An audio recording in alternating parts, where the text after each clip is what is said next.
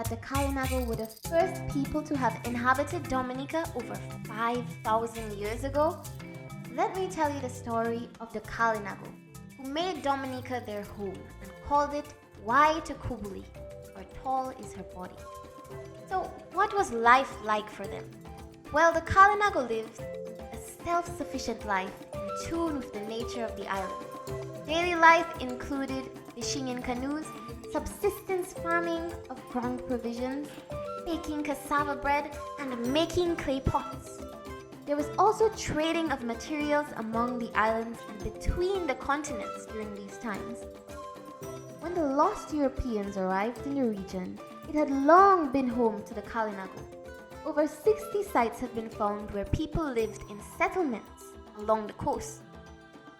The Europeans traded with the Kalinago for essential supplies like wood, water, cassava, fruit, and tobacco in exchange for iron tools, cloth, and glass beads before sailing on. However, life did not remain peaceful. As colonizers competed for possession of the islands, the Kalinago fought to hold on to their last stronghold. The last Kalinago stances were in Waitakubuli and Hairuna, Dominica and St. Vincent.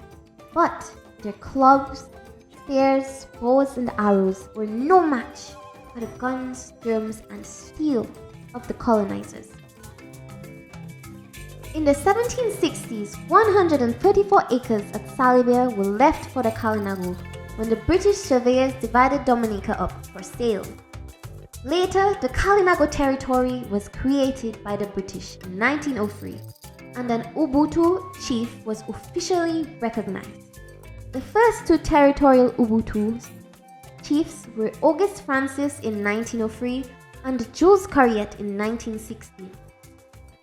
In recent times, the Kalinago have realized the modernization of their governance structures, their agriculture and other means of livelihoods, housing and other infrastructure, and importantly, a revival of their cultural heritage and identity.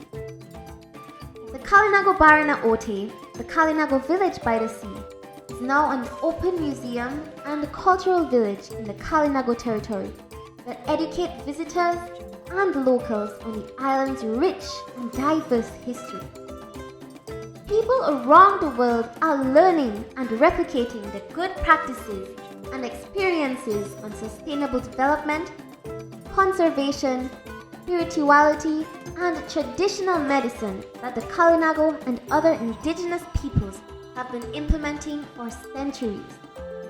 Today, the Kalinago are government officials, doctors, teachers, writers, architects, chefs, farmers, historians, business people, scientists, engineers, entrepreneurs, among many other careers. Loyal to their roots, the Kalinago continue to travel and explore the world.